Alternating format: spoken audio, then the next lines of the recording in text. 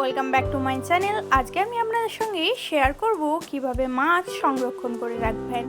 এইভাবে মাছ সংরক্ষণ করে রাখলে সপ্তাহখানেক কেন 2 সপ্তাহ থাকলে কোনো প্রকারের টেস্ট চেঞ্জ হবে না এবং মাছ পচেও যাবে না। এভাবে আপনারা ফ্রিজে মাছ সংরক্ষণ করে রাখুন। মাছ বাজার থেকে কিনে আনুন কিংবা বাড়িরই হোক না কেন, ভালো করে প্রথমে যেভাবে আঁশ পরিষ্কার করে নেন ওভাবে আঁশ পরিষ্কার করে ধুয়ে নেবেন।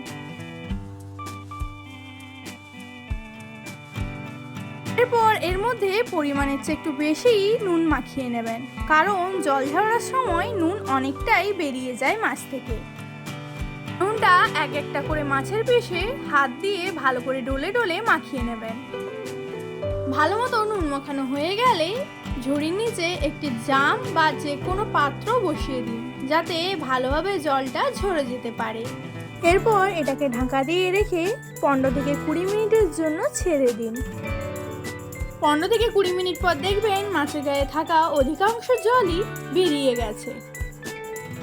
বাড়িতে এরকম এয়ারটাইট কন্টেনার না থাকলে যে কোনো চকলেটের বক্স থাকলেও আপনারা ব্যবহার করতে পারেন। এরপর এই এয়ারটাইট কন্টেনারের মধ্যে মাছগুলোকে এক এক করে ভরে নিতে হবে।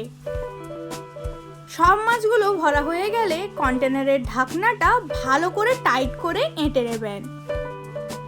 এরপর এটাকে ডিপ ফ্রিজে সংরক্ষণ করুন।